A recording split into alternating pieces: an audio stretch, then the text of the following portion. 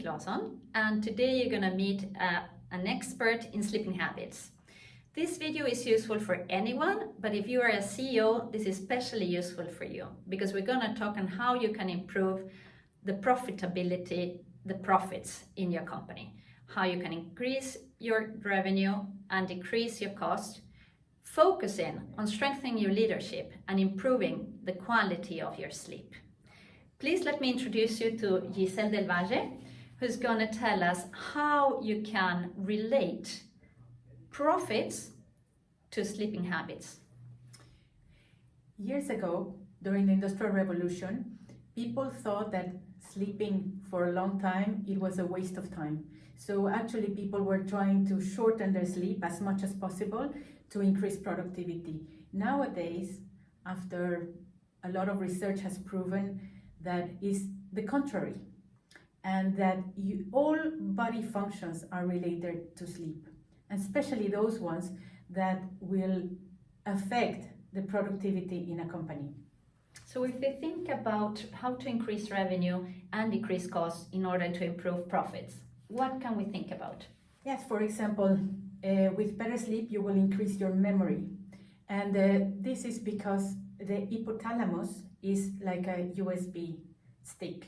It contains the short memory, and your frontal cortex is the server, it's the long-term memory. And every night you have to sleep in order for the hypothalamus to transfer that information to the frontal cortex and store it. Otherwise, that information is lost.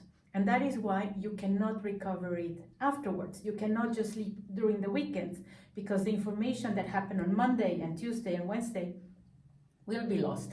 A big part of it. Of course, not everything, but in the long run, that is what can cause Alzheimer, for example.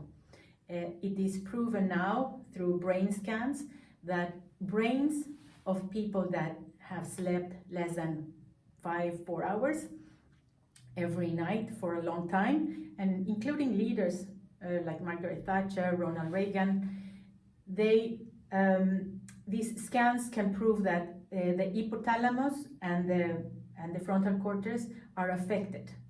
So you can see 30 years before it happens that your brain is not going to perform well later.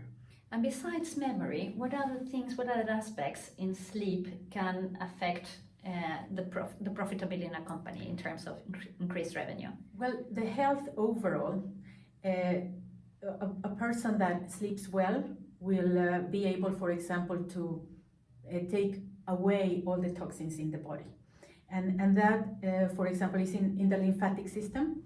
The lymphatic system from the neck down has a way to come out and clean the whole body. But in the brain is has to shrink during the night, so that the liquids, or we can call it liquids, can rinse out all the toxins that were produced during the day. And that happens during some of the cycles of sleep. And you need to have these 5 cycles of around 90 minutes every night so that you can complete everything, including, for example, the muscles. To recover your muscles, you need to sleep enough. And that is clear, for example, for Federer. Federer, the tennis player, when he's in tournaments, he can sleep from 10 to 12 hours because he needs to recover. He needs to build up the muscle again and be in top performance. So nowadays there are many professional sportsmen that are getting sleep coaches. And profitability, how can a strengthen leadership? Because of course you need first to lead yourself in order to lead others. And one aspect of leading yourself is thinking about the quality of sleep that you are getting, that are making your decisions, the best decisions for the company, where you're having happy employees and of course a profitable company. If we talk about profitability. Yes, well, the sick leave is a big cost for companies and for the governments.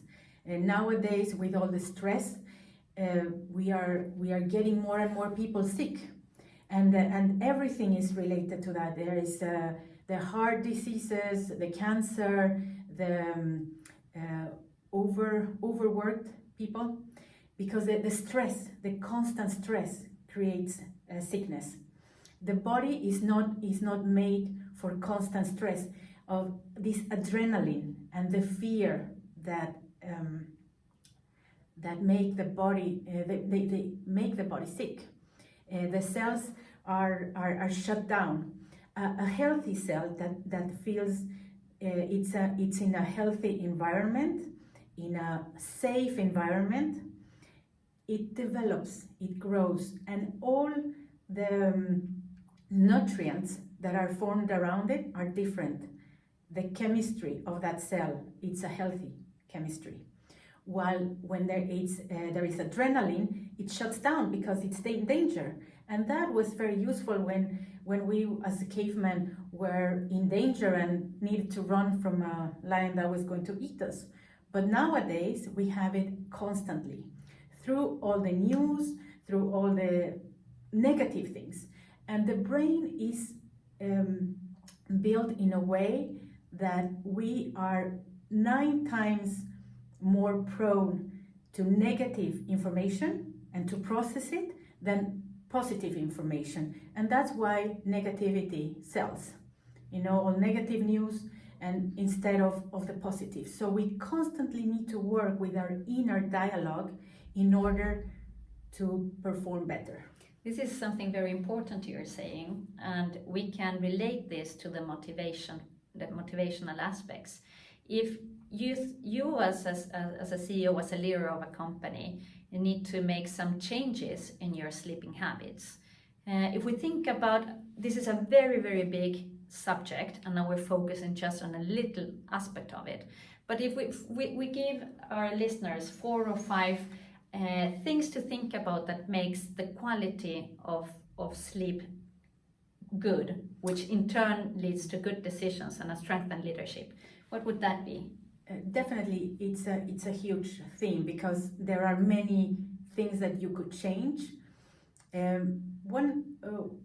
are in this video. I think it's important to talk about just a few things that are easy fixes, even though every person can be different. And that is, for example, the food, the intake of caffeine, and that is why I think that if you just start by not taking coffee or energy drinks after 3, that's step number 1. 3 p.m., right? After 3 p.m. Exactly, because that we have all a circadian rhythm, and that is affected by stimulants. We need to let the melatonin come to us and make us sleepy. Then the other thing is that we need to make sure that we have a routine and a bedtime sleep.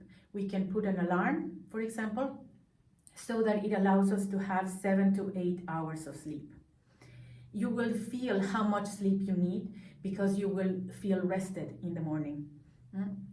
Another tip is that 1 hour before going to sleep, you need to stop looking at screens. You need to stop answering emails. You need to stop looking at negative things, or because the news, for example, are usually negative, and that creates some uncertainty. So it's not a very good state of mind to go to sleep, because just before we go to sleep, a few minutes before, we are in a hypnosis level. It's a hypnosis state of mind. We can hypnotize ourselves, and our subconscious will figure out solutions in the morning. We will talk about this a little bit later, but anyway, another very good tip is to close your phone. Shut off your phone completely, and that means not on silent mode, flight mode, not disturb, because still within flight mode there can be incoming messages. We need to check out the body temperature, that you're sleeping with the right temperature, because if your body is too cold or too hot, you won't even remember that you were tossing and turning in bed during the night, but you will not feel rested. And if you're uncomfortable, if you're having a bed or a pillow that is not giving you the support, the comfort in all ways, and that allows you to naturally breathe, you are going to be tossing and turning, and you don't get to those levels of deep sleep that you are needing to recover. What we are providing you right now are very simple things to think about. This is not complicated. What we would suggest is that you do a mapping. How is your sleeping today? If you look at these 5 things: no caffeine, sleeping 7 hours, regular bedtimes, phones off, no screen 1 hour before, and the body temperature. If you look at yourself, then you will see, okay, what is it you need to change? And this is where your self-leadership comes very into hand. So you can map and make some small changes and try them for at least 10 days and see what effects they give you. And if you see an improvement, then keep on working with these new habits, and then keep including things. It's very difficult to change everything at the same time. But if you start changing 1 or 2 things at a time, and then including new changes, so that you can create new habits that can be constant on during a period of time, hopefully the rest of your life. And this is very important to think at this stage, to find your motivation. What is motivating you to sleep better, to strengthen your leadership, that will give you, besides lots of positive benefits on a private level, it will make you a better leader and increase the profits of your company. So think about that as well. What is it that's motivating you? What's your why in your life right now? If your why is, for instance, to make your company grow, okay, why do you want that? Why is that important for you? And go deeper down. Ask yourself maybe 4 or 5 times the same questions. Okay, why? Why do I want this? And then why is that? So that you really get into the core of your motivation. This will make much more easier for you to make any changes. For instance, these sleeping habits changes that we're talking about. Exactly. Even when we discuss with CEOs about the whys, the why are they doing what they're doing? Why do they have the company? Yeah, of course, it's a great thing to create a company, because it's like a baby. And at the same time, there are some motivations economically. Economically, because we want to enjoy life, to have probably to go traveling, to be with our family, but we should not postpone the happiness and these things forever. That is why in the here and now, we have to sleep well, because when we don't sleep well, we lose empathy, we lose patience, and we become more irritable. And that affects relationships. And our relationships are the ones that makes us live longer. The studies also show that the people that live longer have better relationships. They laugh more, they dance, they enjoy life in the here and now. Exactly. And one thing we can add as well is that changes might come together with some obstacles. To change is not always easy.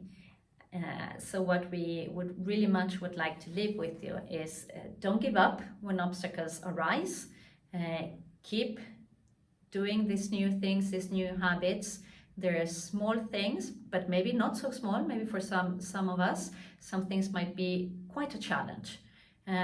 So don't give up. If you find your motivation, if you know why you're doing this, then you can start getting a better quality of sleep, which will result in a better leadership and a more profitable and happier environment in your company. So if we sum up, what we would like to leave with us today is that sleep affects your leadership. And leadership affects, of course, the profits of your company.